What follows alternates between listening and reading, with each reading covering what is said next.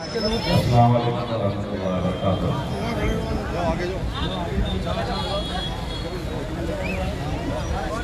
रहमतों की बारिश मुबारक हो।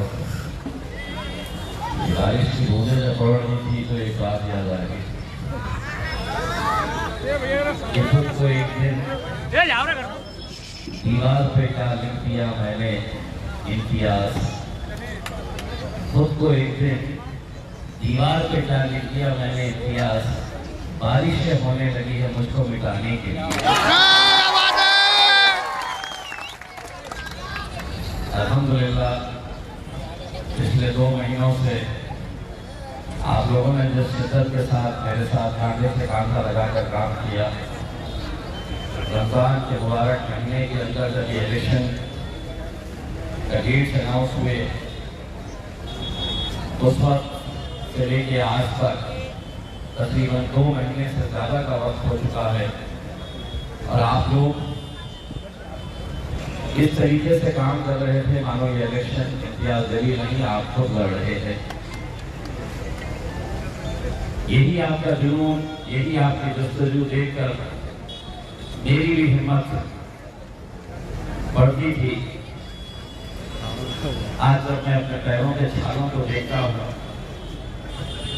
और आपका जोश देखता हूँ तो मैं समझता हूँ कि मेरे पैरों के छाले कोई मायने नहीं रखते हैं, क्योंकि आप लोगों ने मेरे साथ कांधे से कांधा लगाकर खड़े रहे। रमजान के मुबारक महीने के अंदर आपने रोजे की हालत के अंदर जिससे जो काम बन सका वो काम किया। कुछ तो ऐसे थे कि रोज आके बैठते थे सिर्फ ये बताने के लिए, ये बताने के लिए हम आपके साथ पूरी ताकत के साथ खड़े हैं। इन 2 महीनों के अंदर एक ऐसी याद जो शायद मैं जिंदगी भर कभी भूल नहीं सकता। जानना के करीब कुछ नौजवान बच्चे एक रात में मेरे पास आए, उन्होंने मुझे मुबारकबाद दी, फूल पिनाया।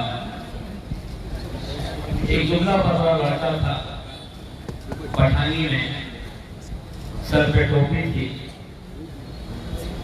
और लड़कों के साथ वो भी आया, लेकिन बड़ा बेचैन नजर आ रहा था। वो मेरे घर के सामने बहुत भीड़ थी। मैं इस लड़के को देखकर ये एहसास कर रहा था कि ये लड़का मुझसे कुछ कहना चाहता है, कुछ बोलना चाहता है मुझे। मैं उसकी तरफ देखा तो उसने मुझे इशारों में कहा कि मुझे आपसे कुछ बात करना है। मैंने कहा बोलो, तो बोला नहीं मैं अकेले में आपसे कुछ बात करना चाहता, सिर्फ 2 मिनट दे दीजिएगा। मैंने उसे अपने घर के गेट में लेकर गया। उसने फौरन गेट को बंद किया और जो दुबला पतला लड़का था, मेरे हिसाब से 19-20 साल उसकी उम्र होगी, उसने अपने जेब से पैकेट निकाला और वो पैकेट मेरे हाथ में दिया। मैंने कहा ये क्या है? मैंने पैकेट को हाथ में लेकर महसूस किया तो उसके कुछ पैसे मुझे लग रहा था कि ये कुछ पैसे लेकर आया है।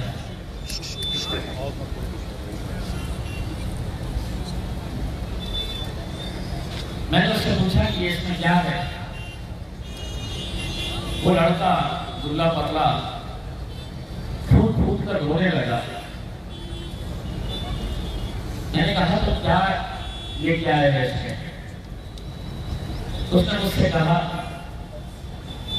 इम्तियाज भाई मैं 4 जून को आपसे मिलने के लिए इंशाअल्लाह आऊंगा।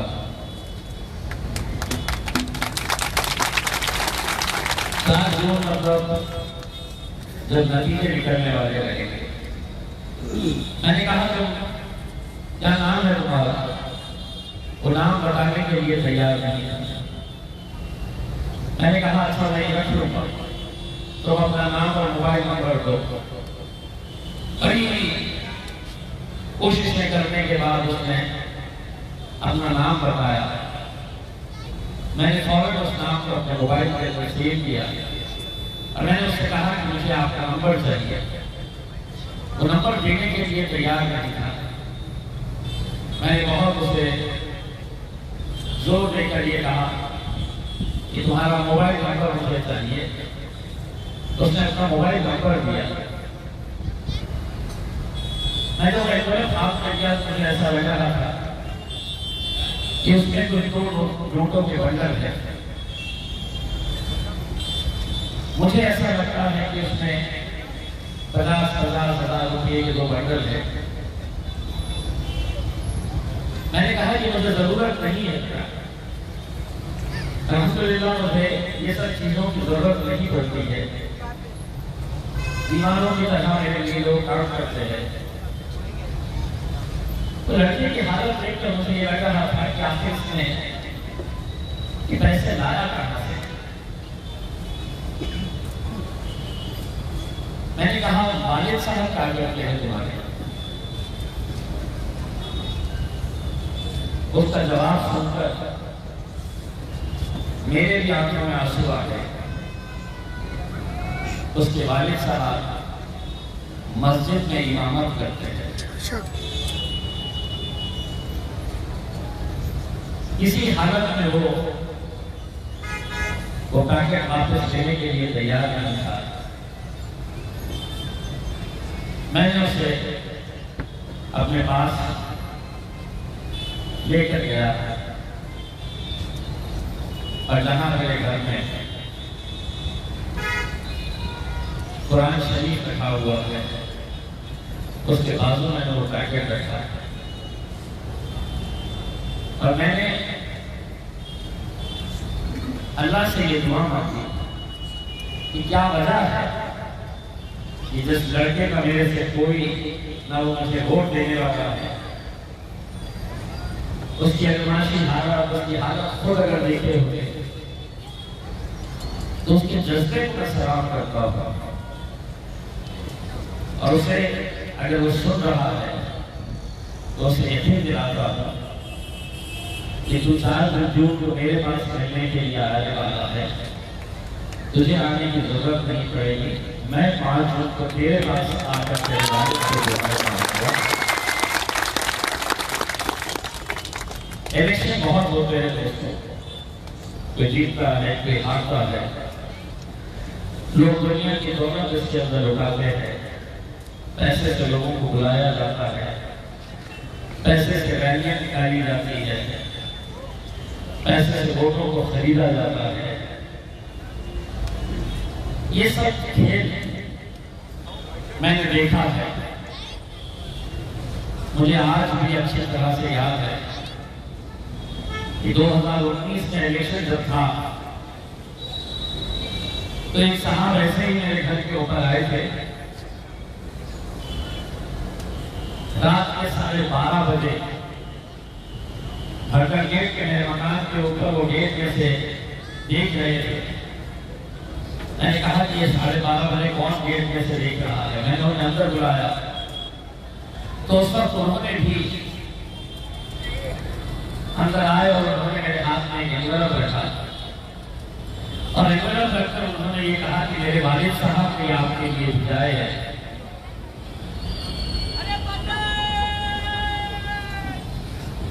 मेरे वालिद साहब ने आपके लिए भेजाए है। वालिद साहब क्या करते हैं? तो टीचर थे, रिटायर हो गए। इस एनवेलप में उनके पेंशन के 3,000 रुपये थे जो उन्होंने बुल्डाना से भेजाए थे। बुल्डाना कहाँ है, औरंगाबाद कहाँ है? तो आज इस हालात के अंदर जहां पर हम पैसों का एक रंगा नाच देख रहे हैं, ऐसे जज्बे वाले लोग भी हैं। सोचिए आप इनका ईमान कितना पुख्ता है और सोचिए वो लोग जो आज हमारा सौदा करने के लिए निकले हैं, हमें बेचने के लिए निकले हैं। इलेक्शन आएंगे, इलेक्शन जाएंगे, लेकिन कुछ बातें जिंदगी भर आपके जहनों में बसी रहेगी। उनमें से ये कुछ यादें हैं जो शायद मैं जिंदगी भर कभी भूल नहीं सकता हूँ। पिछले 1 महीने से शायद ही कोई ऐसा दिन रहा होगा कि जहां पर मैंने मेरे बेटे बिलाल में हमने मुश्किल से हर रोज 3 घंटे से ज्यादा की नींद हमारी नहीं हुई है। मैं हर रोज की बात कर रहा हूं। एक दिन 4 घंटे सो गए तो ऐसा लगा कि आज बहुत आराम कर लिए। मैं बहुत अच्छी नौकरी करता था, बहुत अच्छे ओहदे के ऊपर था। कंपनी ने सब कुछ मुझे दे रखी थी। तोहफे के तौर के ऊपर बेटी ने मुझे तो कार दे रखी थी। बहुत आराम की जिंदगी थी मेरी। लेकिन कहीं ना कहीं एहसास होता था कि क्या वजह है कि हम अपनी क़यादत नहीं खड़े कर पा रहे हैं। क्या वजह है हम अपना MLA और MP नहीं खड़ा करवा पा रहे हैं। और बहुत से देखता था, पत्रकार था, सारे खेल मुझे समझ में आते थे कि हमारी आबादी तो बढ़ रही है, हर 5 साल के बाद क्यों फिर हमारी नुमाइंदगी हर 5 साल के बाद घट रही है। किसी जमाने में आप 45 MP हुआ करते थे, 40 हो गए, 35 हो गए, 30 हो गए, 25 हो गए, 23 पे आ गए। और 23 के अंदर जो मैं वो मेरे शायद बैरिस्टर असदुद्दीन अवैसी साहब। लेकिन मुझे बड़े अफसोस के साथ ये कहना पड़ा है, अल्लाह मेरी इस बात को गलत साबित करे कि इस बार वाक़ा 20 से भी कम होने वाला है। और शायद ऐसा ही रहा तो वो दिन दूर नहीं कि जब लोकसभा के अंदर हमारी आवाज उठाने वाला कोई नहीं रहेगा। और इसके लिए मैं विधायकों को दोष नहीं देता हूं दोस्तों। टीपू सुल्तान को मारने वाले कोई गैर नहीं थे। मीर सादिक, मीर जाफर तो दौर में भी जिंदा थे, इस दौर में भी जिंदा है। चंद पैसों की खातिर अपनी क़यादत को कैसे कुचला जाए, मैं आज अपने शहर के अंदर देखा हूं। उन्हें ऐसा लगता है कि इम्तियाज जलील को हराकर वो जीत जाएगा।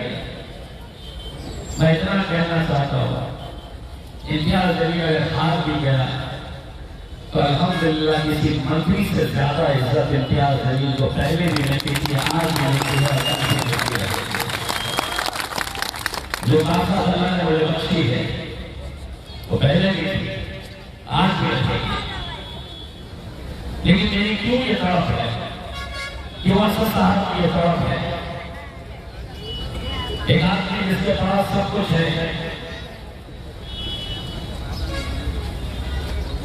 उनके 30 सेकंड की बारिश, 30 सेकंड का इंटरव्यू लेने के लिए बड़े से बड़ा मीडिया हाउस घंटों के सामने इंतजार करता है। खुद इलेक्शन लड़ रहे, लेकिन बिहार की एक सीट जीतना चाहिए तो दीवानों की तरह तपती हुई धूप में रमजान की हालत में असदुद्दीन अवैसी साहब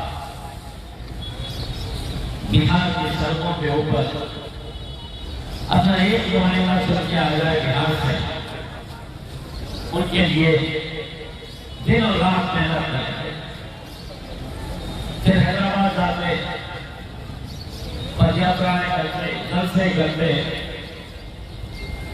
फिर उनकी ख्वाहिश नहीं मैं अकेला नहीं जाऊंगा, और यहाँ पर आते हैं, पदयात्रा करते हैं और लोगों से अपील करते हैं ये तुम्हारी जिम्मेदारी है कि मुझे लाने में अकेले मत भेजना, मेरे साथ इम्तियाज जलील को भी भेजना। मैं तस्वीर नहीं कर सकता हूँ कि एक शख्स जिसके पास सब कुछ है वो खोए की तरफ लेकर घूम रहा है। मैं अगर हार गया खुदा न करे तो ये हार मेरी नहीं रहेगी, ये हार तमाम बुजुर्गों की रहेगी जो आज तहज्जुद में उठकर हमारी कामयाबी के लिए दुआ कर रहे हैं। ये हार उन लोगों की रहेगी जो रहते तो है दिल्ली में, बिहार में, पश्चिम बंगाल में, झारखंड में, महाराष्ट्र के कोने कोने में। इनमें किसी को कोई दिलचस्पी नहीं है कि कौन कहां जीतने वाला है। अभी हमारे भीड़ के सदर शफी बाबू ये बता रहे थे कि भीड़ में किसी को कोई फिक्र नहीं है कि कौन जीतने वाला है। वो सारी दुआएं अगर कुछ कर रहे हैं तो औरंगाबाद से इम्तियाज जलील को जिता दे करके वो लोग दुआएं कर रहे हैं। मैं ये बात इससे पहले ये जलसा में भी बता चुका हूं, लेकिन दोबारा आपको इसलिए दोहराना जरूरी समझता हूं कि अगर कोई एक शख्स भी वो नहीं सुना, रमजान के आखिरी हफ्ते में एक मौलाना हैदराबाद से आते हैं, देवी बाग की मोतीवाला साहब की मस्जिद में, जान मोहम्मद बहुत अच्छी दुआ पढ़ते हैं। रात में तकरीबन 12 बजे ये दुआ शुरू होती है, 1-1.5 घंटे तक वो दुआ पढ़ते हैं। मैं जाता हूँ दुआ करने के लिए, इस बार भी गया।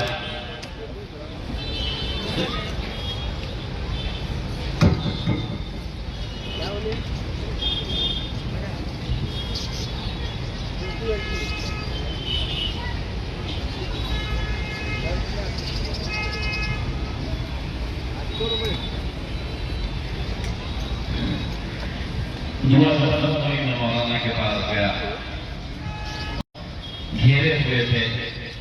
उसी दौरान मुझे मेरी एक नजर एक बुजुर्ग शख्स के ऊपर पड़ी। बड़े ही बुजुर्ग शख्स थे, सफेद दाढ़ी, टोपी। अब मुझे ऐसा महसूस हुआ कि वो शख्स मेरे पास करीब आना चाहता है, लेकिन भीड़ इतनी थी कि वो पहुंच नहीं पा रहे थे। मैंने लड़कों को हटाया। लड़कों को हटाने के बाद मैं उनके करीब गया, उन्हें सलाम किया और उनसे इल्तिजा की कि मेरे लिए दुआ करिए। उन्होंने कहा मैं जालना का रहने वाला हूं। मैंने कहा कि मौलाना मेरे लिए दुआ करिएगा। उन्होंने मुझसे कहा कि बेटा पूरे रमजान के महीने में मैं और मेरे पूरे घर वाले तहज्जुद में उठकर तुम्हारी कामयाबी के लिए दुआ कर रहे हैं बेटा। उनके हाथ थरथरा रहे थे, शायद इसलिए कि जिसके लिए वो दुआ कर रहे थे वो उनके सामने था। मैंने उनका हाथ पकड़ा।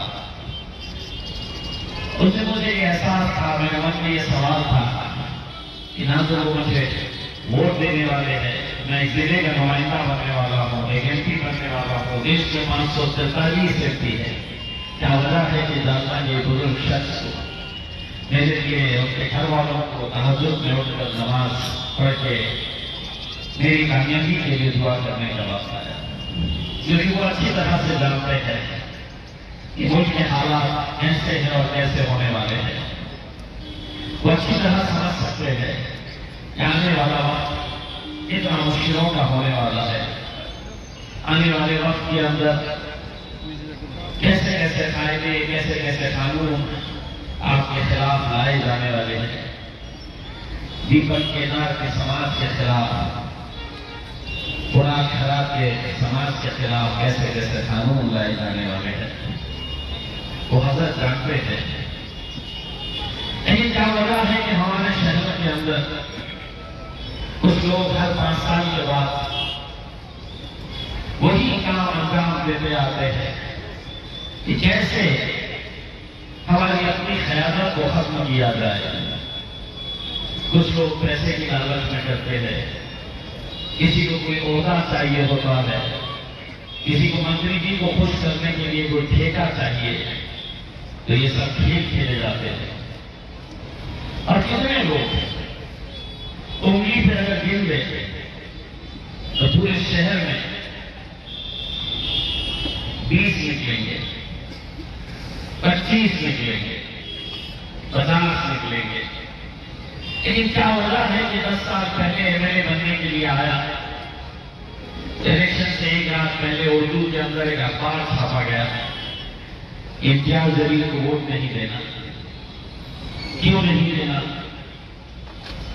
अगर वो खुद खड़े रहते तो मैं समझ सकता, लेकिन मेरा मुखातबा तो सब शिवसेना और भारतीय जनता पार्टी के साथ था।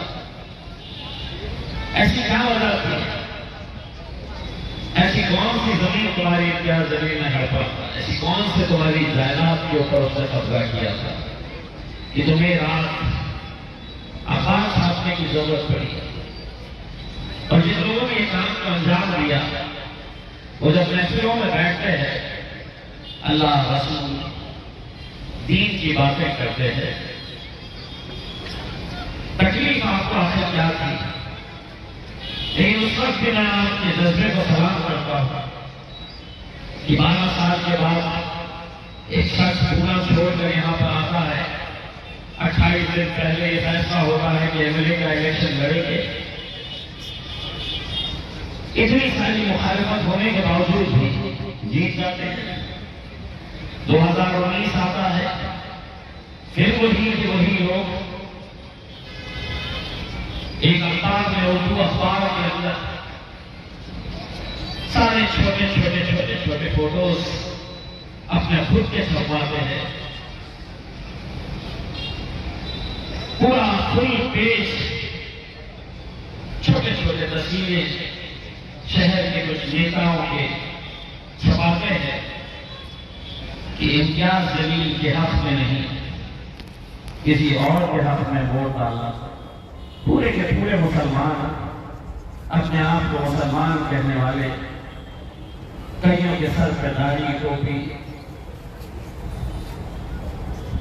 कई सारे अपने यहाँ के भी इलाके के थे, अपने आप को बड़ा मौके पर मुसलमानों की क़यादत करने वाले, नेता बनने का दावा करने वाले, उस वक्त मैं आपसे ये सवाल करता हूं कि ऐसा क्या है कि तुम अपनी क़यादत से परहेज करना चाहते हैं और गुलामों की तरह किसी और की क़यादत के नीचे तुम काम करना चाहते हैं? कुछ तो वजह नहीं होगी। मैं तो नहीं था यहां पर, 12 साल को मैं बाहर था। क्यों तुमने अपनी क़यादत खड़े नहीं की? क्यों किसी ने ये नहीं कहा कि मैं एमएलए बनूंगा इस शहर का? क्यों किसी ने ये नहीं कहा कि मैं एमपी बनूंगा इस जिले का? आप भी कर सकते थे, सब कुछ आपके पास, सियासी आपकी एक पहचान थी। मुझे तो सियासत से कोई लेना देना भी नहीं था, मैं सियासत के अंदर आना भी नहीं चाहता था। लेकिन जब मुझे ये एहसास हुआ कि कैसे मैं ये चोर लुच्चे लफाकों को अपने शहर की, अपने कौम की नुमाइंदगी करने का मौका दूं, कोई तो आए पढ़ा लिखा, कोई तो आए समझदार, कोई तो आए जिसकी समाज में कोई इज्जत हो। सारी साजिशें 2019 के अंदर चली गई। 2024 आया तो हर रोज कम से कम 25 यही मेरे लोग साहब वो नाराज है, जरा उनसे मिल लीजिएगा। क्यों इस बात के ऊपर नाराज है? 3 महीने पहले बच्ची की शादी थी, आपको रुखसा दिए थे, आप शादी में आए नहीं। एक साहब नाराज है, 2 साल पहले कुछ काम बोले थे, उसके बाद 20 मरतबा मुझसे मिले, लेकिन इलेक्शन का वक्त आया तो 2 साल पुराना काम याद आया और ये उम्मीद की गई कि अब तो वक्त आया है इसे छुपाने का। दरअसल मैं एक बार असद साहब को भी मैंने कहा है, साफ लफ्जों में ये कहा है और आप लोगों को सबको भी ये बताना चाहता हूं, मैं सियासत अगर करूंगा तो इतना छुप के नहीं कर सकता हूं। मैं हर एक चौखट के ऊपर मैं अपना सर देखने वालों में से नहीं हूं। मैं सियासत छोड़ सकता हूं अगर किसी शख्स का दिल मेरी वजह से दुखा है तो इम्तियाज जलील इतना छोटा नहीं है। भले चौराहे पे खड़े रहकर मैं उससे माफी मांगूंगा कि मेरे से गलती हुई है, लेकिन जो साहब इससे मिलेगा वो नाराज है। ये कोई मेरे घर की शादी नहीं है, मेरे घर की कोई दावतनामा नहीं है। ये इलेक्शन अगर इम्तियाज जलील जीतेगा तो पूरी कौम जीतेगी, और अगर हारेंगे तो वो लोग जो हिंदुस्तान भर में आपसे ये दुआएं मांग रहे हैं, वो लोग जो आज हरम शरीफ में जाकर काबे का गिला पकड़ कर वहां पर रो रो कर हमारी कामयाबी की दुआ मांग रहे हैं, और ये सब लोग मेरे घर पे आया नहीं, मुझे फोन करके बोला नहीं कि काम पे लग जाओ। एक बात समझ लीजिए, इतना मैं आपको यकीन के साथ कह सकता हूं, ये तो अल्लाह रब्बुल इज्जत ने मौका दिया, आप लोगों की मेहनत थी, इतनी माओ और बहनों ने दुआएं मांगी। अभी यहां से निकलते बाद बुजुर्ग शख्स गाड़ी के सामने आके हाथ पकड़कर थरथराते हुए, बेटा जो जीत गया था तो 3 रोजे रखूंगा मैं।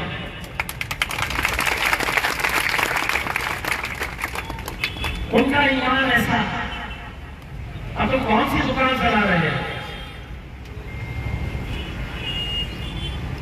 क्या वजह है कि तुम हमारी क़यादत इस मुल्क से खत्म करना चाह रहे हैं?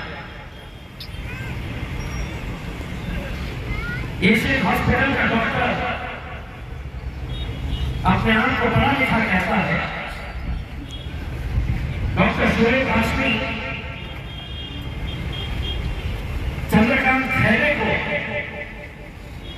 मुसलमानों के बड़े बड़े मुसलमानों के घरों में ले जाकर अपील कर रहा है कि इम्तियाज जलील को वोट नहीं देना, चंद्रकांत खैरे को देना।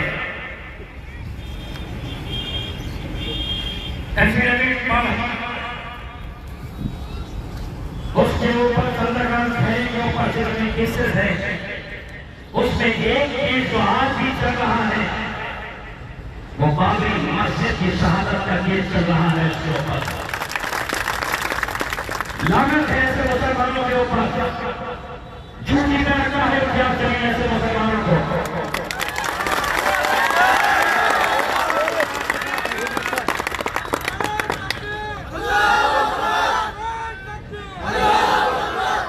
उससे पहले इसकी कॉलोनी के अंदर एक उस्मानाबाद का एक आदमी आया, उसके घर की घास किसी ने फोड़ दिया, उसके घर के सामने कोई दुकान है उसकी घास फोड़ दिया, यूट्यूब वालों को बुलाया, 10 मिनट के अंदर पूरे के पूरे शहर में लुटे लफंगे वहां पर जमा हो गए। इम्तियाज जलील ने घास फोड़ा, जो पत्थर पे मेरा नाम लिखा हुआ था,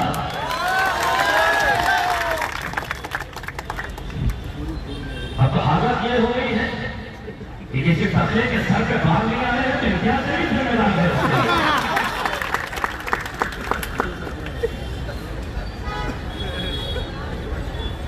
मतलब आप सोचिए कि पूरे के पूरे 72 पुलिस स्टेशन में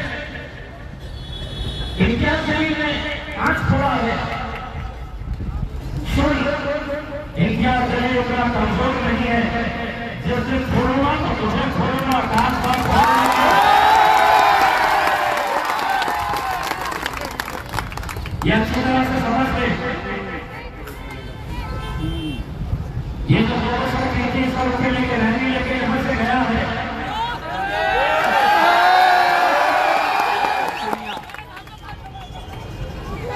पता करो डॉक्टर से कितना पैसा मिला है करके।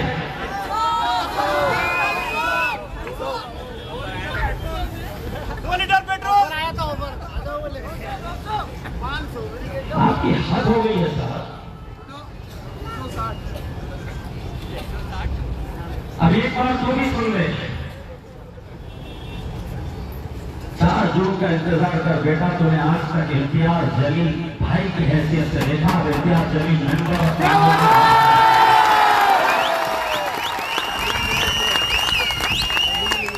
चिल्ला लौंडे पोटे नीचे लफंगे लेके घूम रहा है। एक बात सुन, हिंदुस्तान के जो बड़े बड़े भाई है ना, हिंदुस्तान के जो बड़े बड़े डॉन है ना, वो इम्तियाज जलील को भाई बोलते हैं। जमीन के लीडर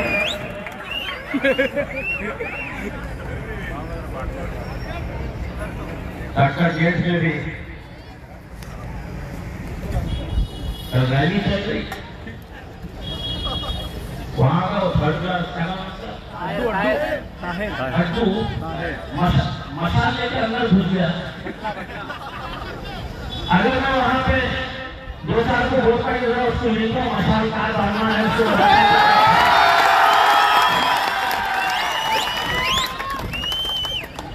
फिर क्या होता है, बार बार बोलना पड़ता है मुझे। हम बड़ा से शरीर क्या हुआ तो सारा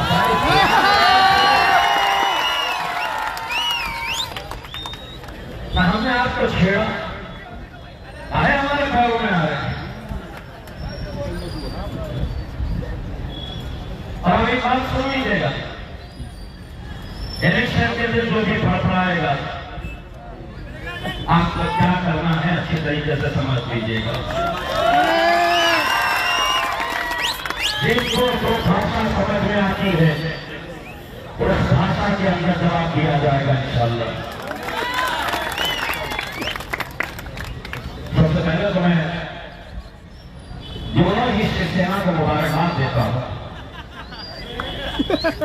उद्धव की सेना, एकनाथ की सेना। मैंने उनको ये बोला था कि भाई इलेक्शन के दिन जो भी आएंगे पसंद देखकर धपाधप करना। मतलब समझे, क्रांति चौक से जमा हो गए, दोनों आमने सामने आ गए, दोनों आमने सामने आके एक दूसरे को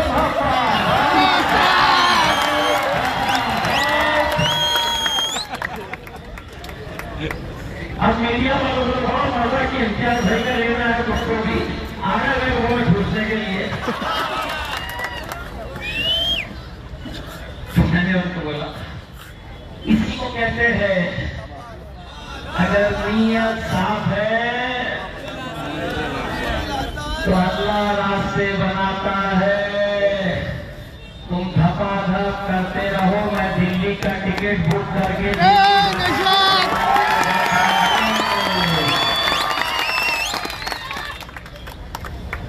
पूरे के पूरे गैंग अप होने वाले। पूरे पैशन गेट में अपन ऐसा माहौल को गर्म करेंगे,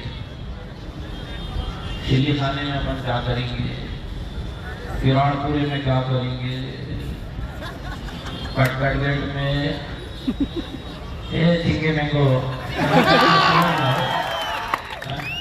जिस दिन लोगों की संख्या और इस बात अल्हम्दुलिल्लाह मजलिस के कार्यकर्ताओं से ज्यादा अगर कोई मैदान में उतरा हुआ है तो हमारे उलमा इकराम उतरे हुए हैं मैदान के के लिए। वो मस्जिद में से बयान नहीं देते हैं, बाहर अगर उनकी सटक गई ना तो हमारे उलमा इकराम ही तेरा हिसाब करवा देंगे वहां पे।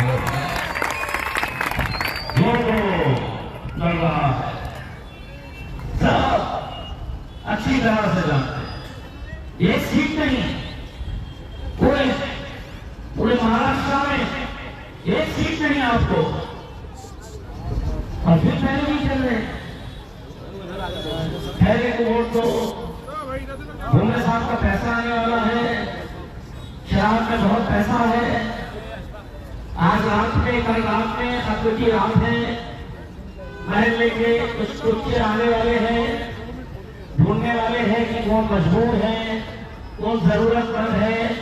लाओ अम्मा तुम्हारा वोटिंग कार्ड दो, लाओ तुम्हारे उंगली के ऊपर मैं ये डाल देता, बोलना तुम्हारा वोट हो गया।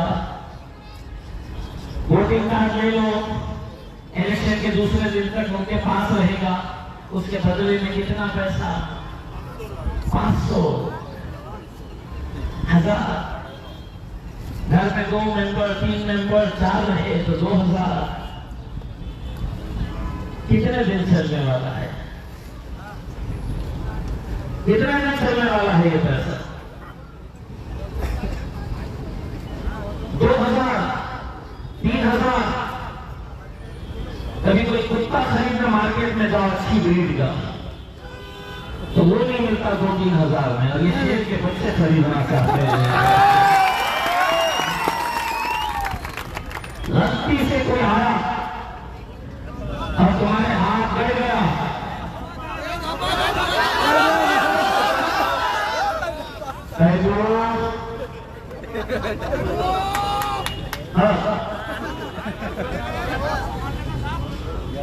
मैं कुछ बोल नहीं रहा, मैं सिर्फ इतना बोल रहा।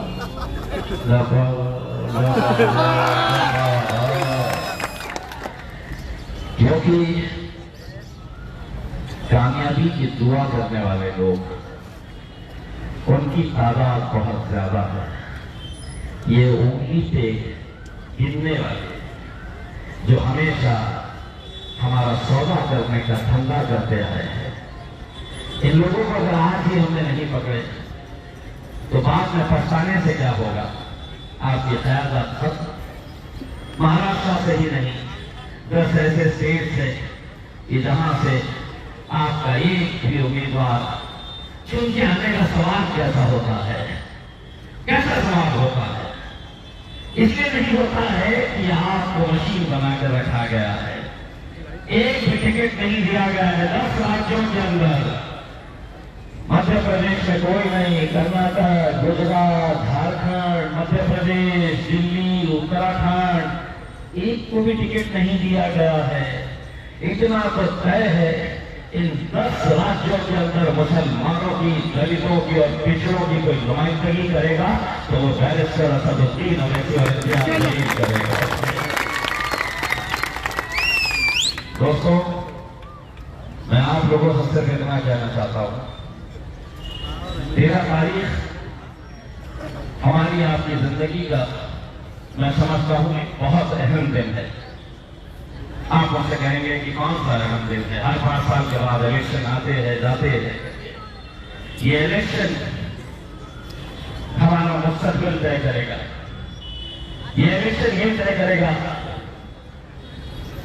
कि क्या इस मुल्क से हम एक नए संविधान को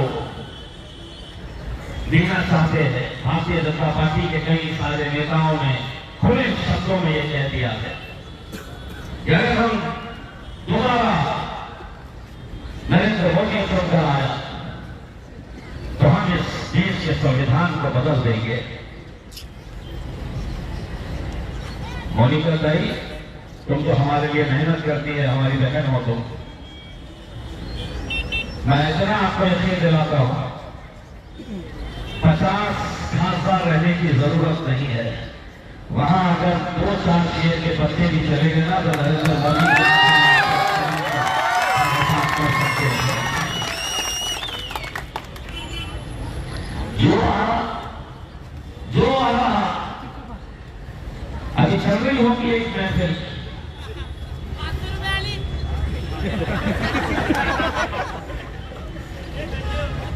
एक बैटलियन हमारे पास है, दूसरी अमरावती से आई है।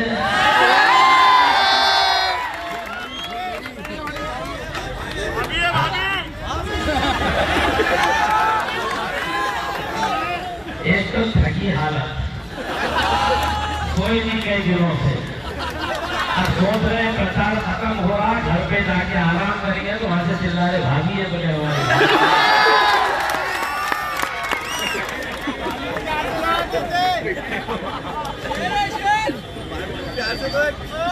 इतना मैं आपके हसीन के साथ कहता हूँ, वहां पे सुना है मुख्यमंत्री साहब आए हैं, बाकी के दूसरे बड़े बड़े नेता आए हैं।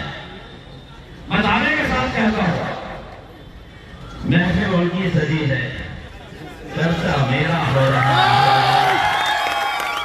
कोई ऐसा शख्स नहीं होगा मुख्यमंत्री से लेके नीचे का जो भी होगा, नस्लियां तो बहुत बोल रही होगी।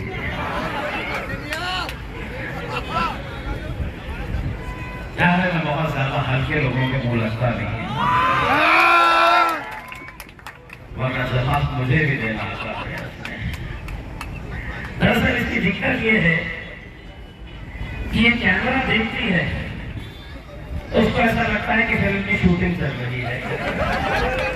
और अगर किसी रिपोर्टर ने उसको बोल दिया कि हम आपको 5 मिनट लाइव रखने वाले हैं चैनल के ऊपर, आप 5 मिनट डांस कर लो यहाँ पे, तो रोड पे खड़े रहकर डांस करना शुरू करवा देंगे।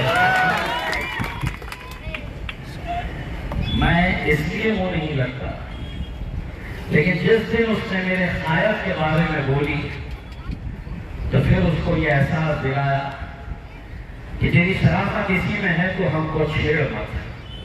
अगर छेड़ेगी तो अमरावती में आके पैसा बजा के जाऊंगा, तुझे अंदाजा नहीं।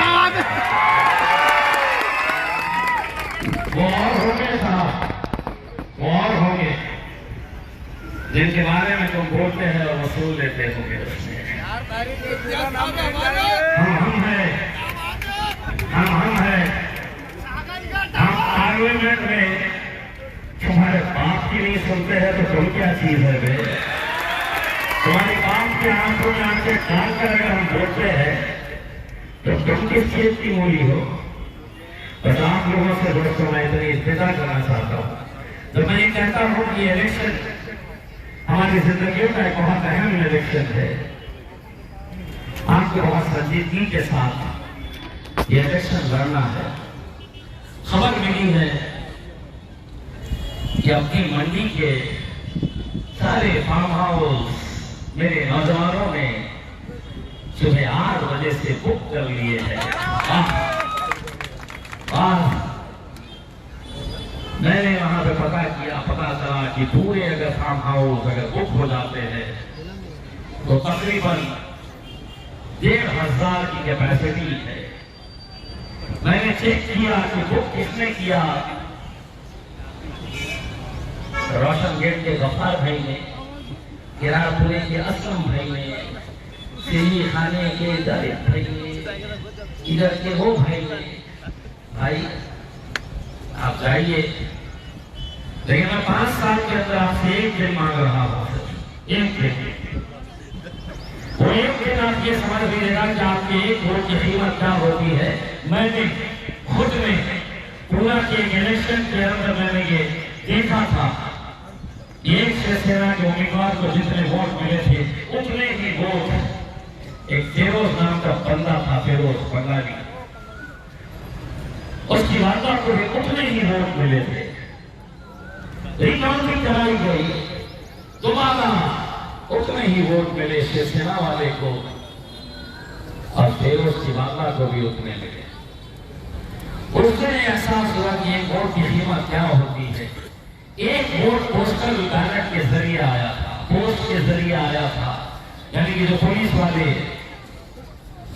या सरकारी कर्मचारी जो इलेक्शन की ड्यूटी के ऊपर रहते हैं उनका एक वोट आया था।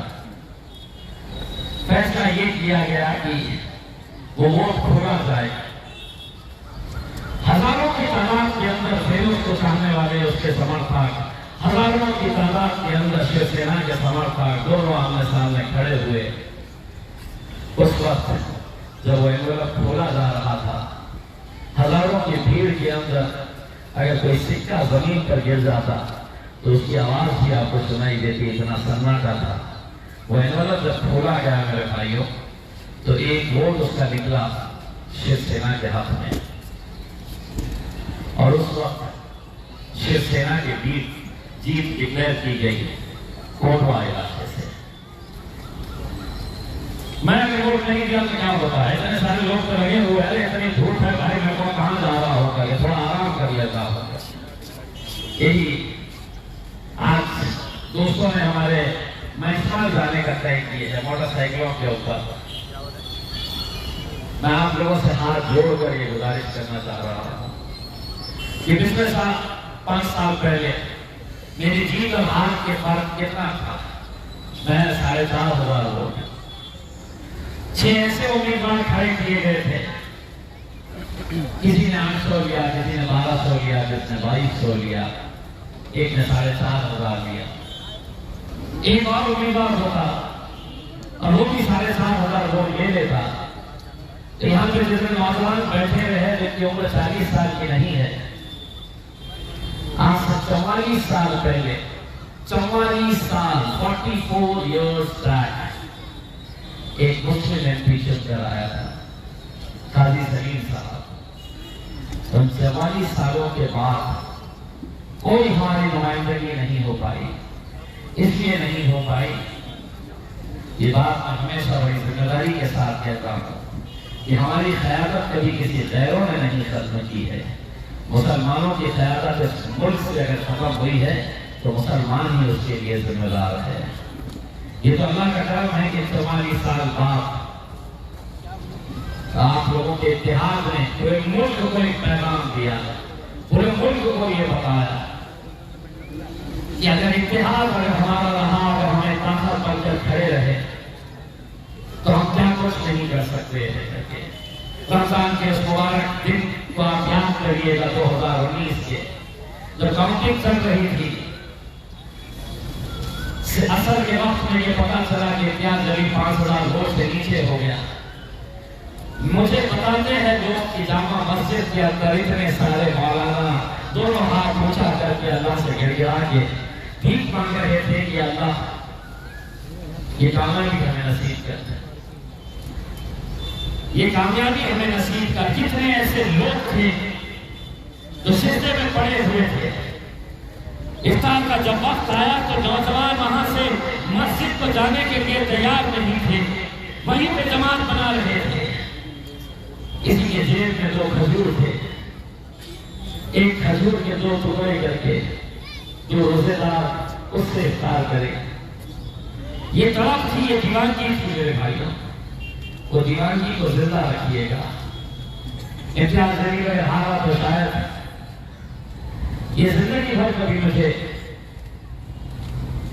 इस बात को भूल नहीं पाऊंगा कि जिस शहर से मैं इतनी मोहब्बत करता, जिस शहर के नौजवानों के लिए मैं कुछ करना चाहता, जिस शहर के अंदर मैं एक अमन का पैगाम देना चाहता, और वो अमन का पैगाम मैं सिर्फ मुसलमानों को नहीं, इस शहर के दलितों को, मराठा समाज को, धनगर समाज को, क्रिश्चियंस को, जैन्स को, पारसीस को, उन सबको एक पैगाम देना चाहता हूँ।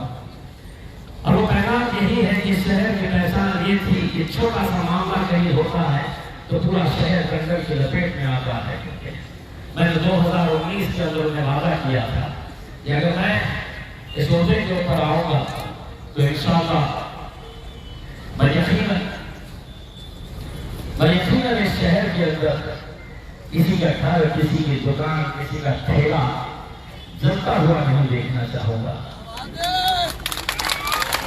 हम अमन का पैगाम पहुंचा कर हमारा मजहबी जो फराइज है वो भी हम लोगों तक पहुंचाना है। और आज खुशी है इन 5 सालों के अंदर जब मैं गांव को जाता हूँ, किसी गांव के अंदर, तो मेरे मराठा समाज की कितनी और मेरी माएँ और बहनें वहां पर खड़ी रहती ही है, दूसरे समाज की कितनी माएँ और बहनें वहां पर खड़ी रहती ही है। और हर कोई कहता है कि नहीं हम तुम्हारे साथ खड़े रहेंगे।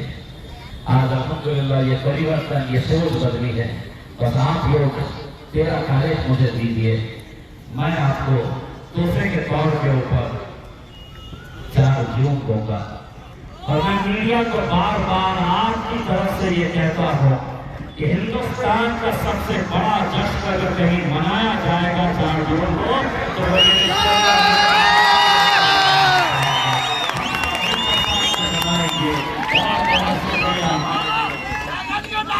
मिसाली नंबर 7 Ricoya! नंबर 7 तो आ गई है, एक मरतबा